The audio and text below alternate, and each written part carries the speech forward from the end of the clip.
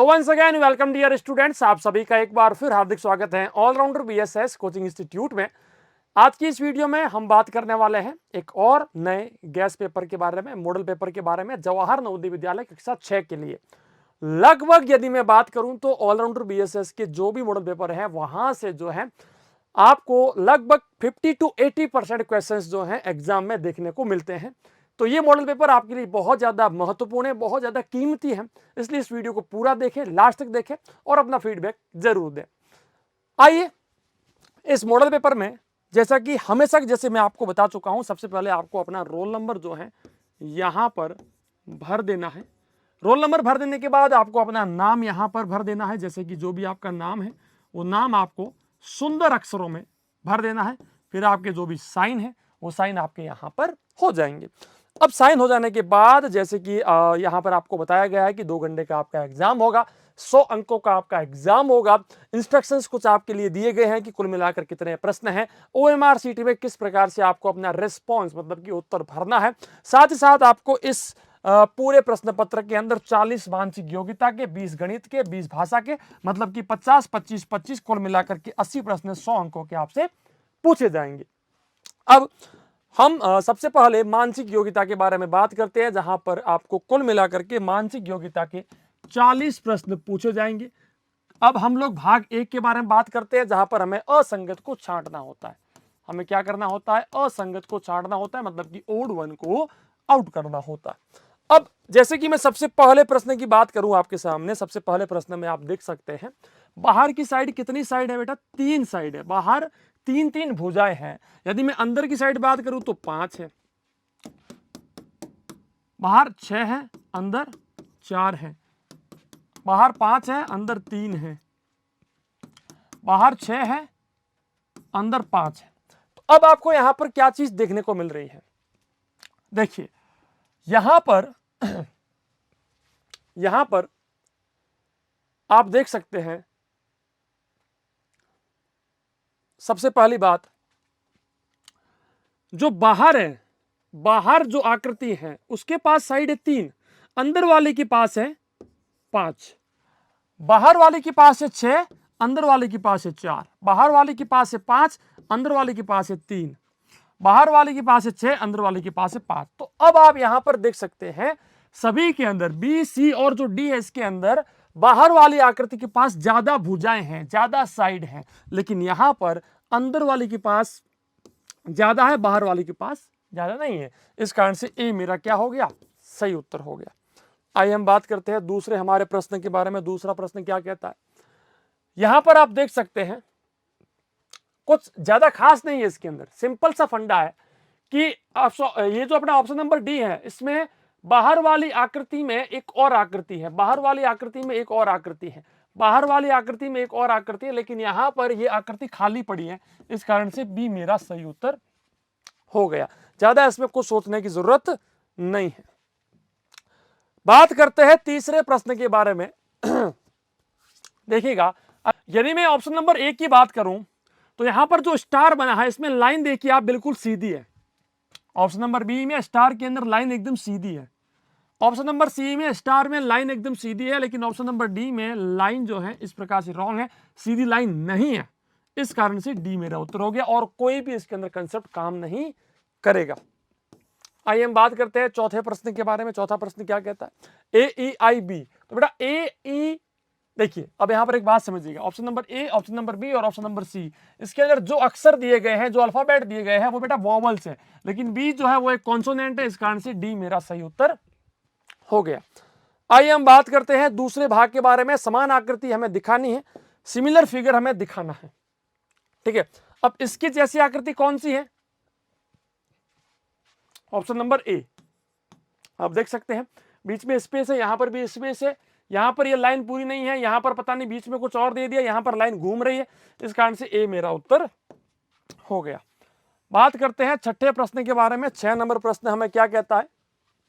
देखिएगा, पहले एक वर्ग है, मतलब कि स्क्वायर है, स्क्वायर के उल्टी साइड में इसके बाहर एक और स्क्वायर है, फिर इससे ऑपोजिट साइड में, ठीक है। ये ऑपोजिट साइड में एक वर्ग है, सेम। ऑप्शन नंबर ए हमारा बिल्कुल मैच कर रहा है। यहाँ पर तो सर्किल आ गया, यहाँ पर ये खाली रखा है, खाली हमें रखना नहीं है। और यहाँ पर देखिए इसका मुंह जो है नीचे की साइड खुल रहा है, बल्कि हमें ऊपर की साइड जो है ये खाली रखना है। बात करते हैं 7 नंबर प्रश्न के बारे में, 7वें प्रश्न के बारे में। यहां पर इसका सही उत्तर बेटा ए होगा, आप देख सकते हैं बिल्कुल सही उत्तर है ए। चलिए इसको फटाफट से सॉल्व करते हैं। प्रश्न संख्या 8, इस चीज के ऊपर थोड़ा फोकस करो। यहां पर मैच कर रहा है, यहां पर कर रहा है, यहां पर कर रहा है, लेकिन यहां पर नहीं कर रहा क्योंकि छोटी सी इसने आकृति बना दी है। चलो ठीक है, यहां पर ये दोनों जुड़ रहे हैं इस प्रकार से, यहां तो जुड़ रहा है, यहां जुड़ रहा है, लेकिन यहां पर जुड़ नहीं रहा है। चलो ठीक है, यहां पर ये इस प्रकार से आकृति बनी है, लेकिन ये बेटा ऊपर जा रहा है, तो फाइनली ए मेरा बिल्कुल सही उत्तर हो गया। बात करते हैं तीसरे भाग के बारे में। तीसरा हमारा भाग हमें क्या कहता है? तीसरे भाग के अंदर प्रश्न संख्या 9 से लेकर के प्रश्न संख्या 12 तक हम लोग देख रहे हैं। अब आप देख सकते हैं यहां पर जो चीज यहां बनी है वही चीज यहां बनी है, तो जो चीज यहां है वही चीज हम यहां बना लेंगे। आकृति पूरक वाला प्रश्न है, तो ऐसी आकृति कौन सी बनी हुई है? देखिए ऐसी आकृति ऑप्शन नंबर बी के अंदर बनी हुई है, तो बी हमारा बिल्कुल सही उत्तर हो जाता है। आइए हम फटाफट से नेक्स्ट अपना प्रश्न देख लेते हैं। नेक्स्ट अपना प्रश्न क्या कहता है? यहां पर इसको हम जोड़ देंगे,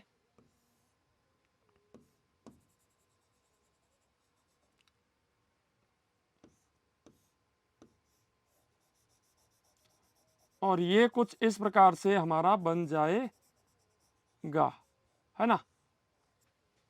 तो क्या उत्तर होगा हमारा? ऑप्शन नंबर ए हमारा बिल्कुल सही उत्तर होगा। क्या होगा? ए हमारा बिल्कुल सही उत्तर होगा। आप कुछ बच्चे यहां पर बी बताएंगे, लेकिन बी में देखिए अगर ये लाइन यहां तक पूरी होती तो अपना बी भी हो जाता, लेकिन हाल फिलहाल ए हमारा सही उत्तर है।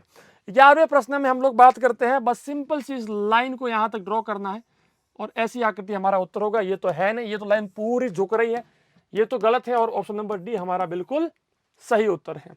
2007 में शायद ये प्रश्न पूछा गया है। 12वां प्रश्न देखते हैं।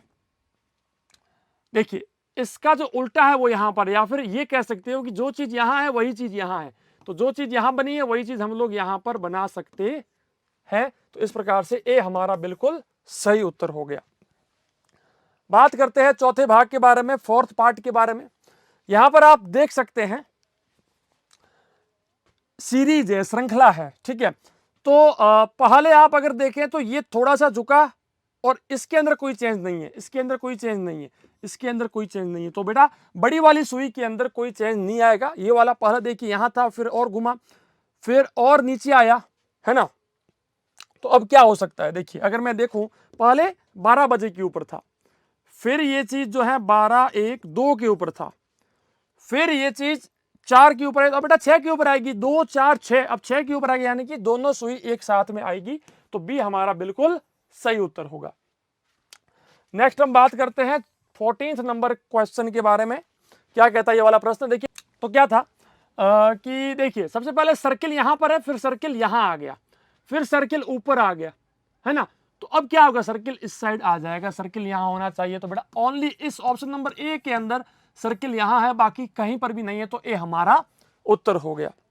बात करते हैं 15वें प्रश्न के बारे में। 15वां हमारा प्रश्न क्या कहता है? देखिएगा सबसे पहले ये चीज इस प्रकार से, फिर ये इस प्रकार से घूम गई, फिर और नीचे घूमी, तो अब ये एक बार और घूम जाएगी, तो फाइनली ये हमारा उत्तर हो जाएगा। ऑप्शन नंबर सी हमारा बिल्कुल सही उत्तर हो जाएगा। बात करते हैं 16वें प्रश्न के बारे में। 16वां हमारा प्रश्न हमें क्या कहता है? 16वें प्रश्न में आप देख सकते हैं यहां पर देखिए, अब यहां पर एक लाइन हमें दे दी गई, लेकिन इस प्रकार से हमारा उत्तर ये बनेगा, है ना। एक सेकंड में आपको दिखा देता हूं, मतलब कि इस प्रकार से हमें जो है पूरी की पूरी आकृति बनानी है। तो अब हो क्या रहा है? देखिए सबसे पहले ये चीज यहां थी, अब यहां पर तो कंप्लीट हो गई, ये वाली एक चीज जो है यहां से मिसिंग हो गई, फिर ये वाली वापस आ गई, इसके वाली मिसिंग हो गई। तो अब बेटा देखिए पहले ये मिसिंग हुई, फिर ये मिसिंग हुई, अब तो इसको हम लोग मिसिंग कर देंगे, ये वाली चीज हम लोग हटा देंगे, तो बाकी सारी तो हमें रखनी पड़ेगी, है ना। तो ऑप्शन नंबर बी हमारा बिल्कुल सही उत्तर होगा। आइए हम बात करते हैं 5वें भाग के बारे में। 5वां हमारा भाग हमें क्या कहता है? प्रश्न संख्या 17 से लेकर 20 तक। यहां पर हमें संबंध वाले प्रश्न पूछे गए हैं, मतलब कि वर्गीकरण वाले प्रश्न। एक दूसरे के बीच में क्या रिलेशन है, जो संबंध इन दोनों के बीच में है वही संबंध इनके बीच में रहेगा। तो कहने का मतलब क्या है? देखिए पहले 6 भुजाओं वाली आकृति थी, अब 5 भुजाओं वाली हो गई। अब यहां पर 4 भुजाओं वाली है, तो क्या होगा? एक और कम कर देंगे, तो 3 भुजाओं वाली आकृति हमारी होनी चाहिए, जो कि ऑप्शन नंबर सी हमारा बिल्कुल सही उत्तर है। आइए हम बात करते हैं 18वें प्रश्न के बारे में। क्या कहता है, इन दोनों के बीच में क्या संबंध है। इसको जो ये सर्किल है गोला, इसको ऐसे कंप्रेस करके दो इस प्रकार से हमने बना लिए, इसको भी हम लोग कंप्रेस करके दो इस प्रकार से बना सकते हैं, जो कि ऑप्शन नंबर ए के अंदर उत्तर होगा। कुछ बच्चे यहां पर सी बताएंगे, लेकिन सी के अंदर जोड़ का चिन्ह बन रहा है, लेकिन हमें मल्टीप्लाई का चिन्ह बनाना है, गुणा का चिन्ह बनाना है, जो कि अपने ऑप्शन नंबर ए के अंदर बन रहा है। आइए हम बात करते हैं 19वें प्रश्न के बारे में। बहुत ही आसान है। देखिए क्या हुआ है, इस चीज को पहले हमने उल्टा कर दिया और ये लाइन हमने नीचे लाके लगा दी। इसको भी हम लोग उल्टा कर देते हैं तो ये चीज इस प्रकार से बन जाएगी, मल्टीप्लाई का चिन्ह नीचे आ जाएगा। ठीक है, तो ऑप्शन नंबर ए हमारा बिल्कुल सही उत्तर होगा। बात करते हैं प्रश्न संख्या 20 के बारे में।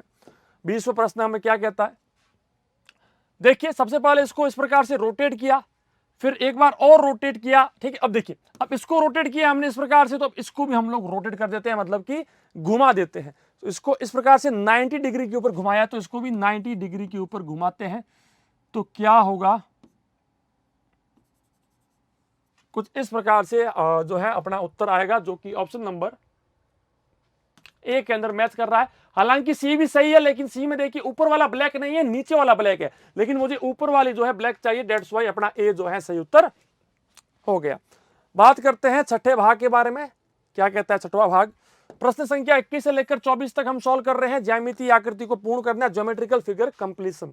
ठीक है, अब यहां पर क्या होगा, लाइन को नीचे ले आए,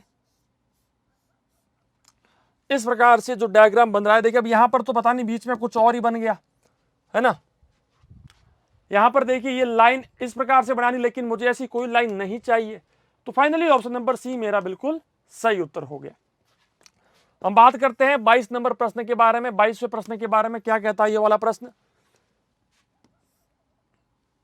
अगर सही हिसाब से देखा जाए तो हम लोग इस प्रकार से एक जो है आकृति बना सकते हैं, जो कि ऑप्शन नंबर बी के अंदर मेरा बिल्कुल मैच कर रहा है। अगर इसको मैं यहां पर लाके सेट करता हूं तो बिल्कुल सेट हो जाएगा।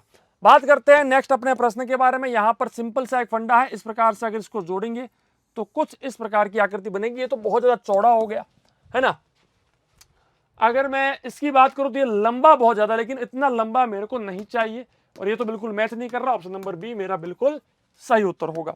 बात करते हैं 24वें प्रश्न के बारे में। 24वां हमारा प्रश्न हमें क्या कहता है,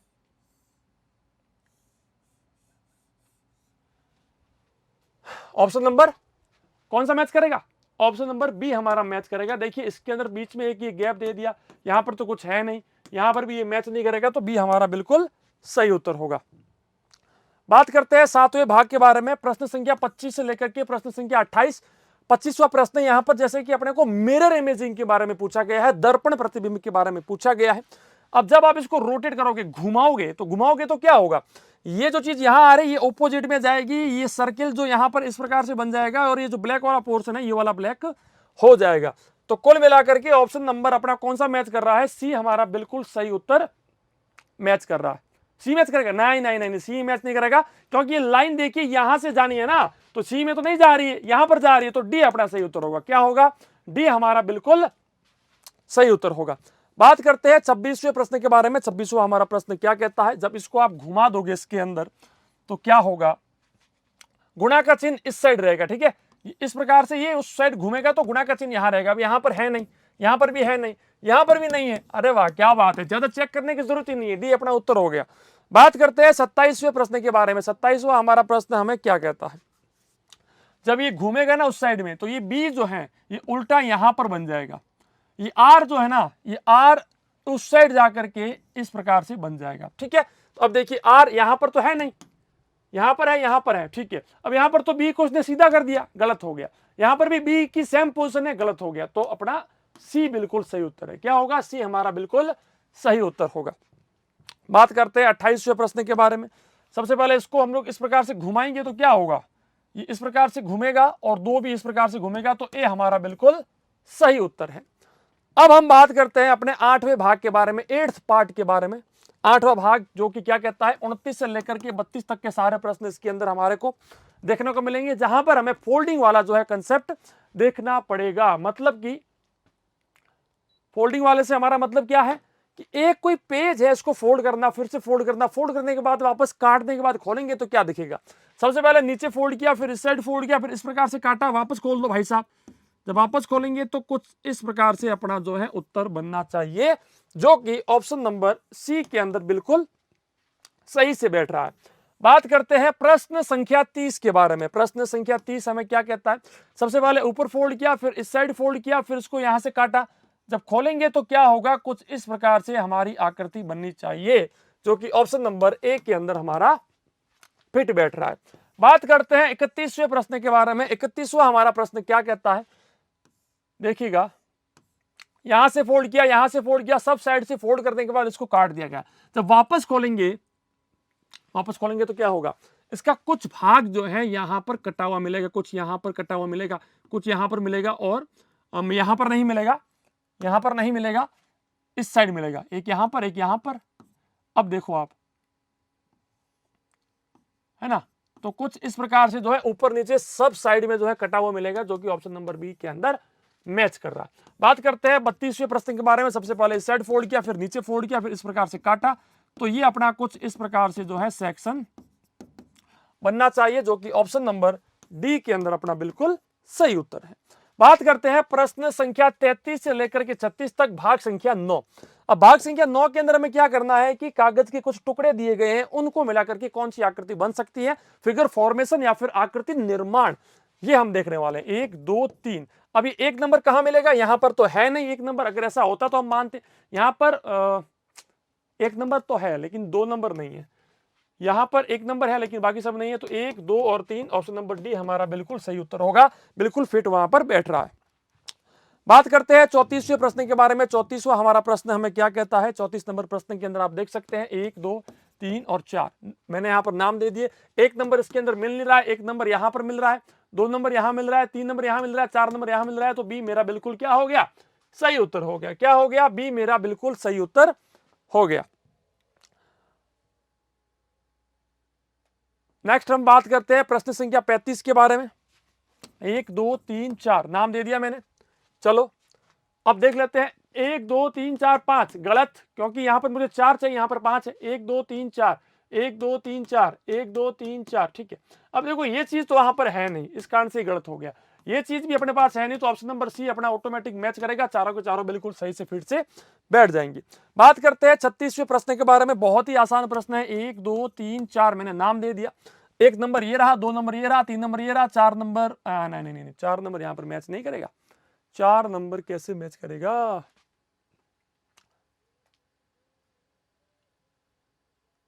आ, 4 नंबर मैच नहीं करेगा, ये 4 नंबर यहां पर मैच नहीं करेगा। इसको देखो बेटा, ऑप्शन नंबर जो बी है इसको देखो, 1 2 3 और 4, इस प्रकार से अपना ऑप्शन नंबर बी उत्तर होगा। ए हो सकता था लेकिन बस 4 नंबर मैच नहीं किया। चलो 10वें भाग के बारे में बात करते हैं। क्या कहता है ये वाला भाग? इसके अंदर हमें 37 से लेकर के 40 तक के सारे प्रश्न सॉल्व करने हैं, जहां पर हमें छिपी हुई आकृति दिखानी है, हिडन फिगर जो है उसको हमें दिखाना है। अब ये चीज कहां पर छिपी हुई हो सकती है बताइए? अभी अगर इसके बारे में बात की जाए तो ये चीज जो है दोनों साइड से जब पूछी जा रही है, तो इसको देखो आप, ऑप्शन नंबर डी हमारा बिल्कुल सही उत्तर है। बात करते हैं 38वें प्रश्न के बारे में, 38 नंबर क्वेश्चन के बारे में। ये चीज कहां पर छिपी हुई हो सकती है? तो आप यहां पर देख सकते हैं, बहुत ही आसानी से आप देख सकते हैं कि ये चीज यहां पर जो है ऑप्शन नंबर बी के अंदर जो है बिल्कुल छिपी हुई मिल रही है। 39वें प्रश्न के बारे में बात करते हैं। ये वाली चीज आपको कहां पर छिपी हुई दिख सकती है? तो आप यहां पर देख सकते हैं, लेकिन नीचे नहीं आएगा, गलत। यहां पर तो बिल्कुल नहीं आएगा। इसकी बात करते हैं, कैसे भी मान लो सी हमारा बिल्कुल सही उत्तर है। बात करते हैं 40वें प्रश्न के बारे में। 40 नंबर प्रश्न हमें क्या कहता है? ये चीज देख लो बेटा, ये यहां पर मल्टीप्लाई आ रहा है एक बीच में, मल्टीप्लाई इसके अंदर है नहीं, है ना? इसके अंदर भी नहीं है, तो कहां मिलेगा भाई? तू यहां पर देखो, ये देखो ऑप्शन नंबर डी। क्या हो रहा है कि यहां पर देखो मल्टीप्लाई हमें मिल गया, और इस मल्टीप्लाई से मिलती हुई ये चीज मिलेगी, तो डी हमारा बिल्कुल सही उत्तर है। इसी के साथ अपने मानसिक योग्यता के ये थे 40 प्रश्न। नेक्स्ट हम बात करते हैं गणित के बारे में। Welcome dear students, all rounder BSS के बेहतरीन से प्लेटफॉर्म पर आप सभी का हार्दिक स्वागत और अभिनंदन है। स्टूडेंट, एक बार फिर से मैं आपके लिए 20 मोस्ट इंपॉर्टेंट क्वेश्चन लेकर आया हूं। तो आइए स्टार्ट करते हैं अपने क्वेश्चन के सॉल्यूशन को। हमारा पहला क्वेश्चन स्क्रीन पर ये रहा, आइए स्क्रीनशॉट ले लेते हैं।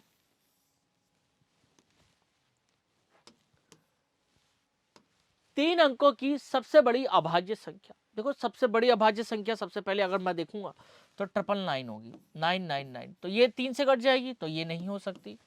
फिर 998, ये एक सम संख्या है क्योंकि इसके इकाई के अंक पर 8 आ रहा है, तो ये भी नहीं होगी।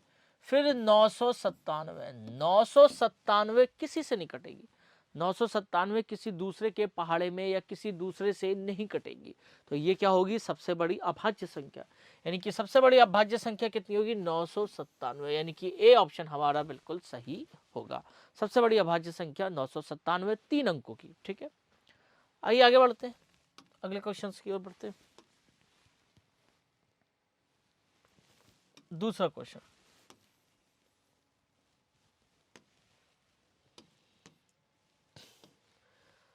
छह 600 ग्राम 6 किलोग्राम का कितना प्रतिशत है। 600 ग्राम पूछ रखा है 6 किलोग्राम का। जब भी आपको प्रतिशत निकालना होता है आपको दोनों की इकाई समान बनानी होती है। ये 600 ग्राम में है और ये किलोग्राम में, तो इसको भी कितने बनाना हो, ग्राम में, यानी कि 6000 ग्राम। 1 किलोग्राम में 1000 ग्राम, तो 6 किलोग्राम में 6000 ग्राम। अब हम निकालते हैं प्रतिशत, तो कुल कितना है 6000 ग्राम, निकालना किसका है 600 ग्राम का, कितने प्रतिशत है, गुणा 100 में करना है। 2 जीरो से 2 जीरो कैंसिल, 1 जीरो से 1 जीरो कैंसिल, 6 से कटोगे तो 10, यानी कि कितने प्रतिशत है, 10%। 600 ग्राम 6 किलोग्राम का कितना प्रतिशत है, आप कहेंगे 10% है। दोनों की इकाई समान होनी चाहिए, ये बात ध्यान रखनी है आपको। अगर इकाई समान नहीं होगी तो आप नहीं निकाल पाएंगे। ठीक है, आगे बढ़ते हैं। तीसरा क्वेश्चन,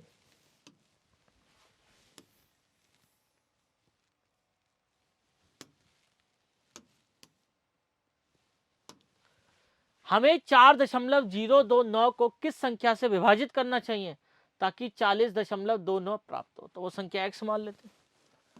4.029 को x से विभाजित करें तो हमें क्या प्राप्त हो, 40.29।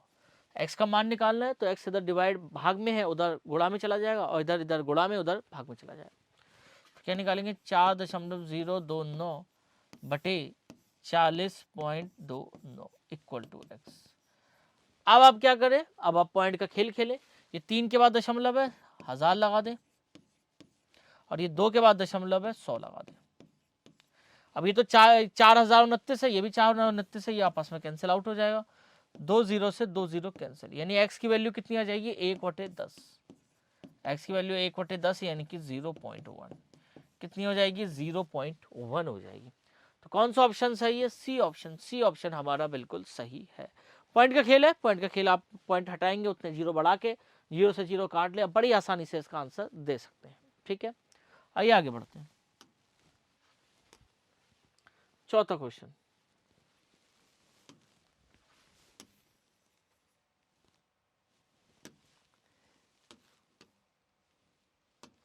सोलह सही 1/2 का दशमलव तुल्यांक क्या है, तो ये तो बहुत आसान है।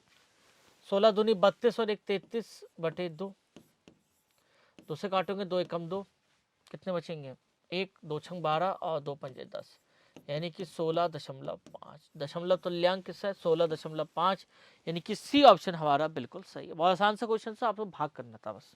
ठीक है, आइए आगे बढ़ते हैं अगले क्वेश्चन की ओर। पांचवा क्वेश्चन,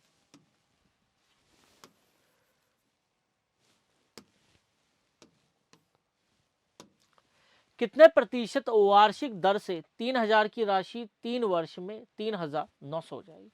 3000 की राशि यानी कि मूलधन दे रखा है, 3900 हो जाएगी यानी कि मिश्रधन दे रखा है। तो जब भी मूलधन और मिश्रधन दे रखा हो तो आप सबसे पहले क्या निकालेंगे, साधारण ब्याज निकालेंगे। आप क्या निकालेंगे, साधारण ब्याज निकालेंगे। तो आप कहेंगे साधारण ब्याज कितना होता है, मैं आपको फॉर्मूला बता देता हूँ, सूत्र बता देता हूँ। मिश्रधन माइनस मूलधन, मिश्रधन माइनस मूलधन। तो मिश्रधन कितना है 3900, मूलधन कितना है 3000, साधारण ब्याज कितना आ जाएगा 900। अब साधारण ब्याज मिल गया, अब हम सूत्र लगाएंगे, साधारण ब्याज बराबर होता है मूलधन गुणा दर गुणा समय। इस प्रकार हम दर निकाल सकते हैं। तो साधारण ब्याज कितना होता है, ऐसा ही मूलधन कितना है 3000, आपको दर निकालनी है, समय कितना है 3 वर्ष बटे 100, और साधारण ब्याज कितना आया, आप कहेंगे 900 रुपये, तो 900 कर लो, 900 इक्वल टू 3000 गुणा दर गुणा 3 10/100, 2 0 से 2 0 कैंसिल, ठीक है। इसको उधर लेके जाओ तो 900/30 गुणा 3, 1 0 से 1 0 कैंसिल, 3 3 9, 30 और 3 से काटोगे तो 10। तो दर कितने प्रतिशत आई? आप कहेंगे 10% आई। कितने प्रतिशत आई? 10% दर आई, ठीक है। तो कौन सा ऑप्शन सही है? A option. ए ऑप्शन हमारा बिल्कुल सही है। 10% की दर से 3000 रुपये कितने हो जाएंगे? 3900 रुपये हो जाएंगे, ठीक है। आसान है। अगले क्वेश्चन की ओर बढ़ते हैं। आइए अगले क्वेश्चन की ओर बढ़ते हैं, ठीक है।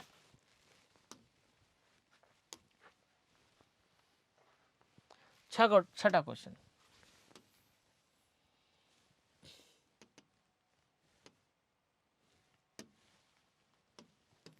अब मैं ऐसे क्वेश्चन की आपको शॉर्ट ट्रिक बताता हूं। राकेश ने 20 संतरों को 30 संतरों के क्रय मूल्य पर बेचा, उसका लाभ या हानि? लाभ ही होगा, हानि तो होगी नहीं। 20 संतरों को 30 संतरों के क्रय मूल्य पर बेचा, यानी कि 30 संतरों का जितना क्रय मूल्य है और वो 20 संतरों के विक्रय मूल्य के बराबर है। तो आप यहाँ पे लिखिए, देखिए मैं आपको शॉर्ट ट्रिक लिखा हूँ। 20 संतरों का विक्रय मूल्य, इसको आसान तरीके से कैसे लिखेंगे? आप लिखेंगे 20 संतरों का विक्रय मूल्य किसके बराबर है? 30 संतरों के क्रय मूल्य के बराबर। क्रय मूल्य, या फिर एक काम करें, ऐसे लिखें आप, यहां पे लिखिए 30 संतरों का क्रय मूल्य बराबर है 20 संतरों के विक्रय मूल्य के। संतरों के विक्रय मूल्य के। जब भी आपको इस प्रकार का स्टेटमेंट दे रखा हो, इस प्रकार की भाषा दे रखी है, तो आप ऐसे लिखेंगे कि 30 संतरों का जो क्रय मूल्य है वो 20 संतरों के विक्रय मूल्य के बराबर है। दे रखा है 20 संतरों को 30 संतरों के क्रय मूल्य पे बेचा, यानी कि 30 संतरों का क्रय मूल्य 20 संतरों के विक्रय मूल्य के बराबर है। अब आप क्या करें?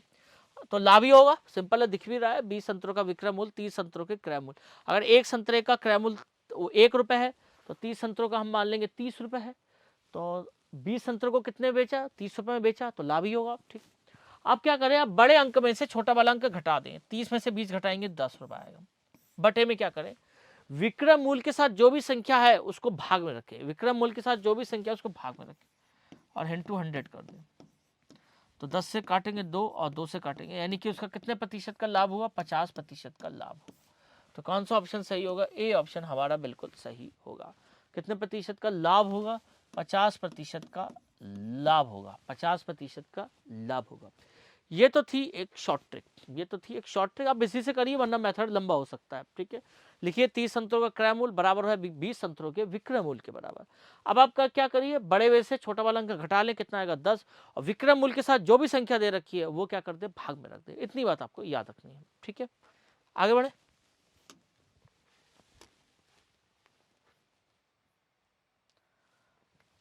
सातवां क्वेश्चन,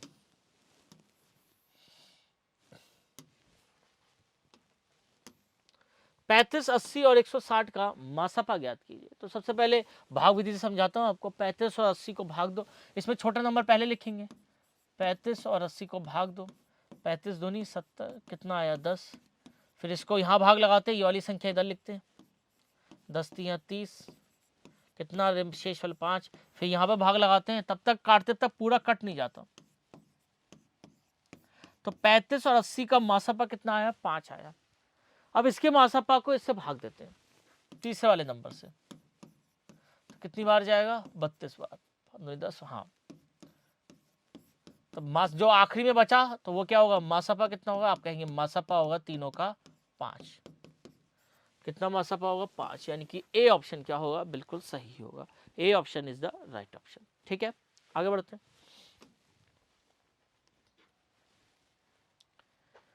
8वां क्वेश्चन,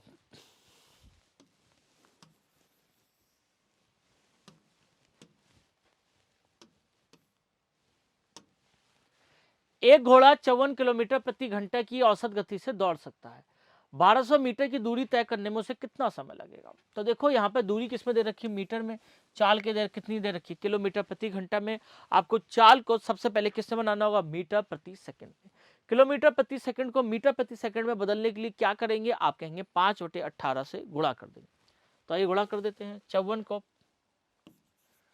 5/18 से गुणा करते हैं। कितना हुआ 18 कम 18, 18 3 54, 5 3 15, यानी कि 15 मीटर प्रति सेकंड। यह हमारी आ गई चाल। अब हमें क्या निकालना है, समय निकालना है। समय कितना होता है, आप कहेंगे समय होता है दूरी बटे चाल। दूरी कितनी है, आप कहेंगे 1200 मीटर है। चाल कितनी है, आप कहेंगे 15 है। ठीक है, 3 से काटेंगे, 3 पंजे 15, 3 चौक 12, 4, 5 से काटेंगे, 5 अट्ठे 40, 5 छक्ती 5 सत्ते 35, 5 अट्ठे 40, यानी कि कितने सेकंड आपका, आप कहेंगे 80 सेकंड। 80 सेकंड। तो कौन सा ऑप्शन सही होगा, ए ऑप्शन हमारा बिल्कुल सही होगा। ए ऑप्शन बिल्कुल राइट ऑप्शन होगा। 1200 का 15 काटेंगे, 3 पंजे 15, 3 चौक 12, 0 आया। 5 से काटेंगे, 5 अट्ठे 40, यानी कि 80 सेकंड। ठीक है, आसान सा है, आगे बढ़ते हैं। 9वां क्वेश्चन।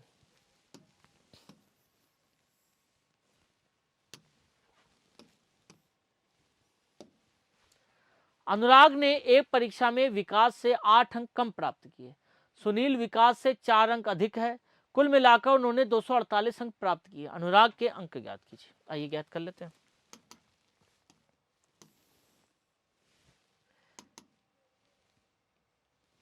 अनुराग ने विकास से कितने अंक कम प्राप्त किए, आप कहेंगे 8 अंक। विकास ने जितने प्राप्त किए उससे 8 अंक कम प्राप्त किए। ठीक है, अनुराग ने।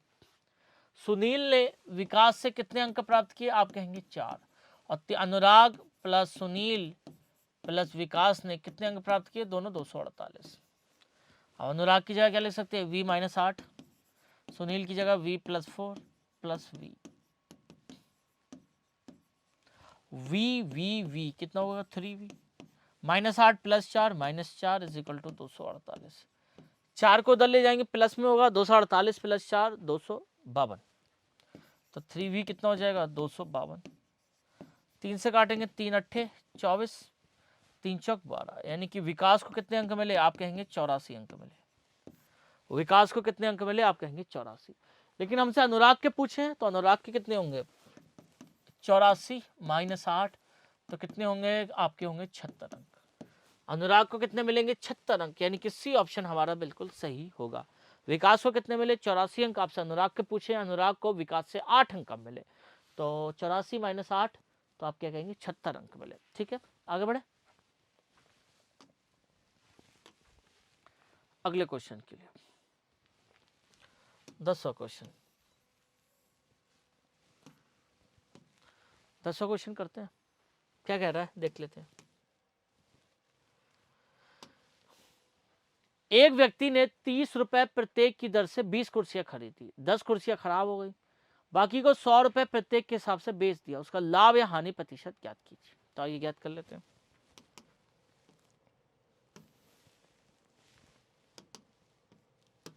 ₹30 प्रत्येक की दर से 20 कुर्सियां खरीदी, तो क्रय मूल्य कितना होगा, क्रय मूल्य कितना होगा 20 कुर्सियां 30 रुपए प्रत्येक। एक कुर्सी 30 रुपए की, तो 20 कुर्सियां 30 गुणा 20 यानी कि 600 रुपए की। 600 रुपए की उसकी कुर्सियां पड़ी। 10 कुर्सियां खराब हो गई, 10 कुर्सियां तो बची कितनी 10 रुपए। 10 कुर्सियां, अब प्रत्येक कुर्सी को 100 रुपए में बेच दिया, तो विक्रय मूल्य कितना होगा, विक्रय मूल्य होगा 10 कुर्सियां बची हैं, प्रत्येक को 100 में बेचा, यानी कि कितने बेचा 1000 रुपए में। अब क्रय मूल्य कितना है 600 रुपए, विक्रय मूल्य कितना है 1000 रुपए। आप कहेंगे कितना विक्रय मूल्य क्रय मूल्य से ज्यादा है, तो 1000 में से 600 घटाओ 400 रुपए, तो लाभ कितना हुआ, आप कहेंगे लाभ होगा 400 रुपए। हमें निकालना है लाभ प्रतिशत। लाभ प्रतिशत का कई बार फॉर्मूला बता चुका हूं मैं, क्या होता है लाभ बटे क्रय मूल्य गुणा 100।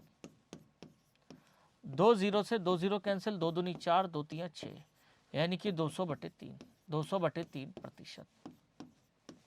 भाग करेंगे तो कितना आएगा 3 छक 18, 3 छक 18 हासिल लगा 2 3 20, 3 छक 18 2 66 सही 2/3%।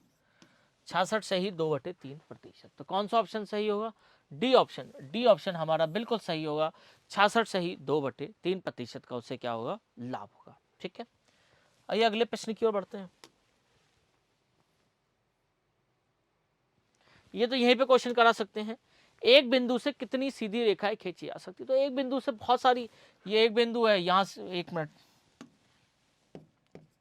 एक बिंदु है, यहाँ एक रेखा खींच लो, तो ये खींच लो, ये खींच लो, ये खींच लो, बहुत सारी रेखाएं खींच लो, कितनी भी रेखाएं खींच लो तो अनेक रेखाएं खींची जा सकती हैं।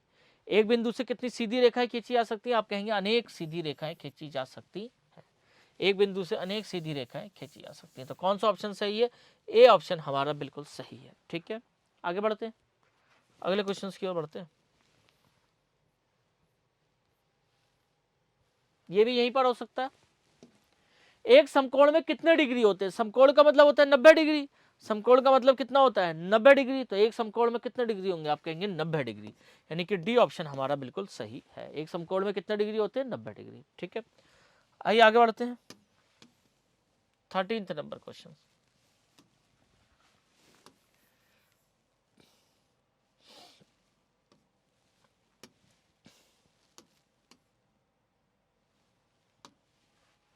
यदि x is equal to 3, y is equal to 4 और z इज इक्वल टू 5 है तो 6x plus 7y minus 3z का मान ज्ञात कीजिए। आपको क्या रखना है? मान रख देना है 6x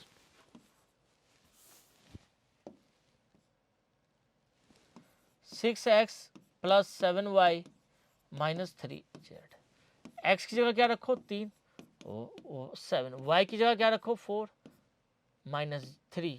z की जगह क्या रखो? 5। 6 18, 7 चौक 28 माइनस 15। 18 और 28, 8 और 8 16 से लगा 1 2 3 46 माइनस 15।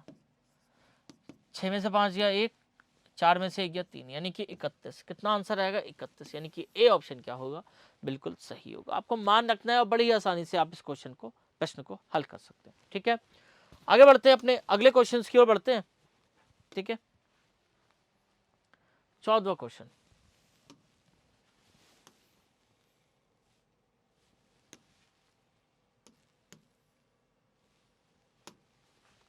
ये तो बहुत आसान है। आप क्या करें? इन तीनों का क्या लिखें? लासफा। लासफा कितना हो जाएगा? 24 आ जाएगा। 8 16 8 24, यानी कि 9 माइनस 4 पंजे भी 4 छंग 24, 6 प्लस 3 अट्ठे 24। 9 में से 6 गया, कितने बचेंगे? आप कहेंगे 3। 8 और 3 11, 11 बटे 24।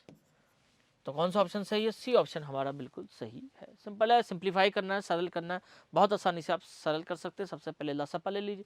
लासपा कितना आएगा? 8, 3 और 4 का लासपा आएगा आपका 24। ठीक है, फिर 8 16 अट्ठे 24, 3 बार जाएगा, 3 की 3 से मल्टीप्लाई 9, 6 बार जाएगा, 6 की 1 से मल्टीप्लाई 6, और तो 8 बार जाएगा, 8 की 1 से मल्टीप्लाई 8 हो जाएगा। ठीक है, हल कर लेंगे, बड़ी आसानी से आपका आंसर आ जाएगा। ठीक है, आइए आगे बढ़ते हैं अगले क्वेश्चन की ओर।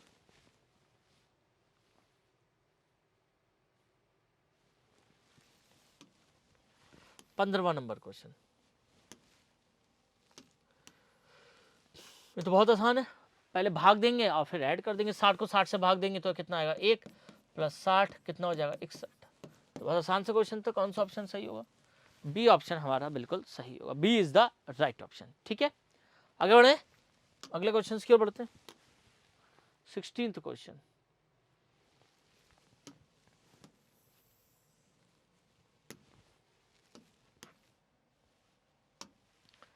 ये तो आसान है, सॉल्व कर सकते हैं। 4 से काटोगे कितनी बार आएगा? 5 बार।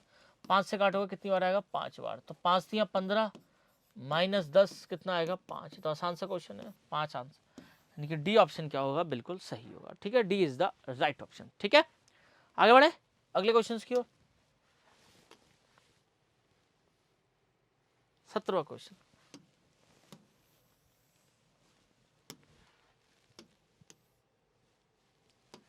ए equal to 3, B equal to 4, तो बी से माइनस 6 बी का मान याद कीजिए। बहुत आसान है, आपको क्या रखना? मान रखना 20। ए का मान कितना है? 3 माइनस 6, बी का मान कितना है? 4। 20 दिया 60 माइनस 24, 10 में से 4 गया, 6 बचेंगे, हाँ 5 में से 2 गया 3, यानी कितना आंसर आएगा? 36, यानी कि बी ऑप्शन हमारा बिल्कुल सही होगा। बी ऑप्शन क्या होगा? बिल्कुल सही ऑप्शन होगा। B is the right option. ठीक है, आगे बढ़े अगले क्वेश्चन की ओर। ये तो आसान है, इसका वर्गमूल ज्ञात करना है, यहीं पे कर सकते हैं। देखो 900 बटे 100 का वर्गमूल ज्ञात करना है। 2 0 से 2 0 कैंसिल हुआ, तो 9 का वर्गमूल कितना होता है? आप कहेंगे 3 होता है। 9 का वर्गमूल कितना होता है? 3 होता है। ठीक है, तो वर्गमूल निकालेंगे 9 का, तो क्या होगा? वर्गमूल 9 कितना होता है आपका? 3 होता है। ठीक है, आसान सा क्वेश्चन था। आइए आगे बढ़ते हैं, अगले क्वेश्चन की ओर बढ़ते हैं। 19th number.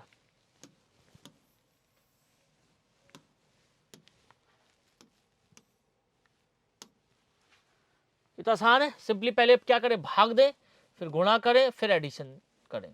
तो 6 प्लस ये भाग देंगे, 6 की 6 से भाग देंगे 1 आएगा, प्लस 6 की 6 से मल्टीप्लाई करेंगे कितना आएगा 36, और ये भाग देंगे कितना आएगा 1, प्लस 6 माइनस 6, 6 माइनस 6 तो 0 हो जाएगा, तो 6 और 1 7 प्लस 36 प्लस ये हो जाएगा 0, तो 36 और 7 कितना हो जाएगा 13, 43, कितना हो जाएगा 43। तो कौन सा ऑप्शन सही है, सी ऑप्शन, सी ऑप्शन हमारा बिल्कुल सही है। 36 37 38 39 40 41 42 43, 36 और 7 43। ठीक है, आगे बढ़ते हैं। 36 किलोमीटर प्रति सेकंड को किलोमीटर प्रति घंटे को किसमें बदलना है, मीटर प्रति सेकंड। तो बहुत आसान है, मैंने आपको बता रखा है कई बार कि जब भी किलोमीटर प्रति घंटे को मीटर प्रति सेकंड में बदलना हो तो किससे गुणा करते हैं, आप कहेंगे 5/18 से गुणा करते हैं। और मीटर प्रति सेकंड को किलोमीटर प्रति घंटे में बदलना हो तो किससे गुणा करते हैं, 18/5 को। तो 36 को किससे गुणा कर दें, आप कहेंगे 5/18 से गुणा कर दें। 18 दूनी 36 यानी कि 5 दूनी 10, यानी कि 10 मीटर प्रति सेकंड। कितना आंसर आएगा, 10 मीटर प्रति सेकंड। ठीक है, आइए आगे बढ़ते हैं। तो स्टूडेंट ये थे आज के हमारे 20 महत्वपूर्ण क्वेश्चन। आशा करता हूं ये क्वेश्चन आपको समझ में आए होंगे, इन क्वेश्चनों का हल आपको अच्छे से समझ में आया होगा। Hello students, welcome to all rounder BSS. All rounder BSS के ऑनलाइन प्लेटफॉर्म पे आप सभी का स्वागत है। तो बच्चों, आज हम बात करते हैं अगले अनुच्छेद के बारे में। तो चलिए शुरू करते हैं।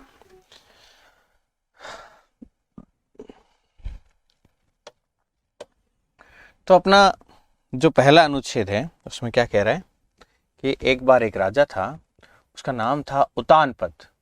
उसकी 2 रानियां थी जिनके नाम थे सुरुचि और सुनीति।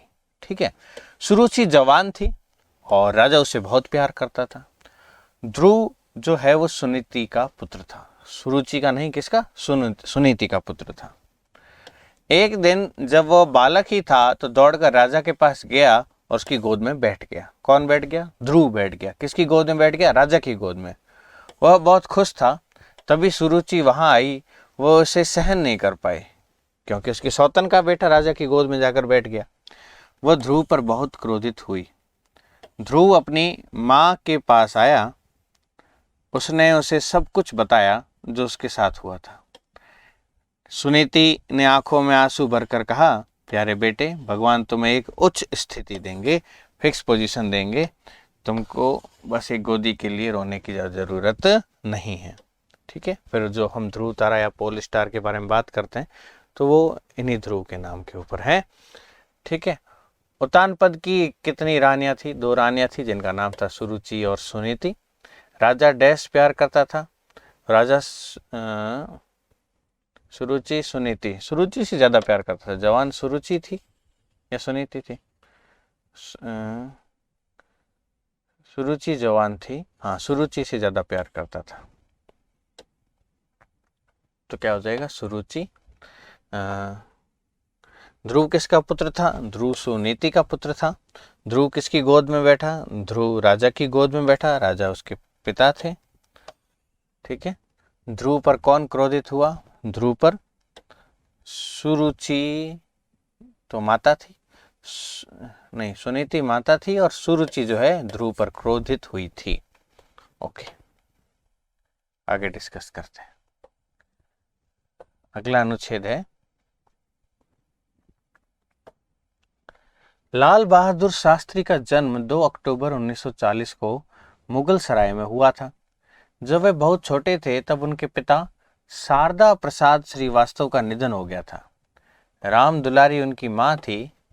उनका विवाह ललिता देवी से हुआ था। उन्होंने अपनी प्रारंभिक शिक्षा काशी विद्यापीठ में प्राप्त की। वे कांग्रेस के एक ईमानदार, सरल और निस्वार्थ कार्यकर्ता थे। उन्हें रेल मंत्री बनाया गया। एक गंभीर रेल दुर्घटना होने पर उन्होंने इस्तीफा दे दिया। उन्हें फिर से केंद्रीय गृह मंत्री नियुक्त किया गया। उन्होंने एक बार फिर पार्टी का काम करने के लिए इस्तीफा दे दिया। ठीक है, उसके बाद में यहाँ पर लाल बहादुर शास्त्री का जन्म कब हुआ था। ठीक है, अनुच्छेद में देखें तो वो होता है 2 अक्टूबर 1904। तो पहले का क्या हो जाएगा सही उत्तर, 2 अक्टूबर 1904, ऑप्शन ए सही है।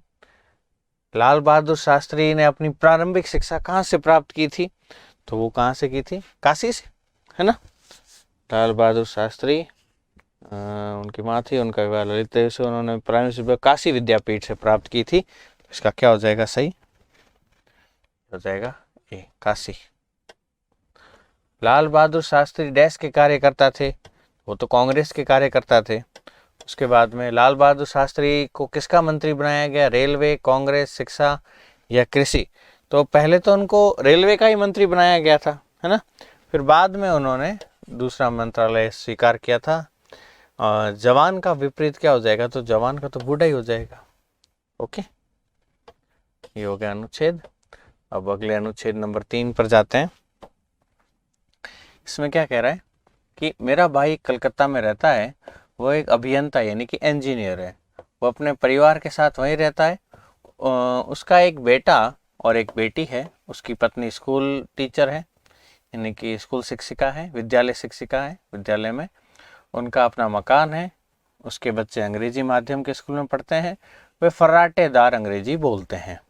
मैं उनसे बात नहीं कर पाता हूँ, मैं हमेशा हिंदी माध्यम के स्कूलों से ही पढ़ा हूँ। छुट्टियों में हम कलकत्ता जाते हैं और उनके साथ कुछ दिन बिताते हैं। वे पैतृक गांव भी आते हैं, उन्हें गांव का जीवन पसंद नहीं है। ओके, मेरा वैसे शहर वालों को गांव भी पसंद आते हैं, ऐसा नहीं है कि पसंद नहीं है। उनको खुली हवा, वहाँ का स्वच्छ माहौल, निर्मल लोगों का मन बहुत अच्छा लगता है। मेरा भाई कहाँ रहता है? कलकत्ता, दिल्ली, मथुरा या आगरा? तो उसका भाई कलकत्ता रहता था। 11 का क्या हो जाएगा? ए। कहाँ रहता था? कलकत्ता। उसके बाद में अगला क्वेश्चन है कि मेरा भाई क्या है? यहाँ पर इसमें आप अपने भाई का मत लिख देना, जो लेखक है उसके भाई के बारे में बात कर रहे हैं। तो वो एक इंजीनियर है यानी कि अभियंता है। उसकी पत्नी क्या है? एक स्कूल की शिक्षिका है, विद्यालय की शिक्षिका है। हम छुट्टी मनाने कहाँ जाते हैं? हम छुट्टी मनाने कलकत्ता जाते हैं। और उसके बाद में परिवार का बहुवचन क्या हो जाएगा? तो परिवार का हो जाएगा परिवारों। ठीक है, वैसे परिवार खुद भी अपने आप में एक बहुवचन शब्द है, क्योंकि ये बहुत सारे घर के सदस्यों से मिलकर शब्द बना है परिवारों। अगला अनुच्छेद है, एक बार एक गधे को शेर की खाल मिली, गधे ने उसे पहन लिया। जब जंगल में जानवरों ने उसे देखा तो वो बहुत डर गए। इस पर गधा इतना खुश हुआ कि जोर जोर से रेंकने लगा। ठीक है, एक लोमड़ी ने गधे को रेंकते हुए सुना और सबको बताया कि वो गधा है, शेर नहीं। फिर उसने गधे से कहा, हेलो मिस्टर गधे, कैसे हो? हेलो गधे श्रीमान, कैसे हो? चलिए, तो शेर की खाल जो है वो किसे मिली थी? शेर की खाल किसको मिली थी? गधे को मिली थी। यहाँ पर क्या हो जाएगा? ए। गधे ने क्या पहना था? शेर की खाल। कौन खुश था? भाई गधा ही खुश था, शेर की खाल मिली तो। इसका हो जाएगा सी। गधे की रेंगने की आवाज़ किसने सुनी थी? लोमड़ी ने। ये हो जाएगा बी। और लोमड़ी ने क्या कहा कि वो गधा है, शेर नहीं। वो गधा है, शेर है, तो इसने कहा था ये गधा है, शेर नहीं। तो उम्मीद करता हूँ सारे प्रश्न अच्छे समझ में आ गए होंगे। मिलते हैं अगली कक्षा में, तब तक के लिए जय हिंद, वंदे मातरम, जय भारत, धन्यवाद। पढ़ते रहिए, आगे बढ़ते रहिए।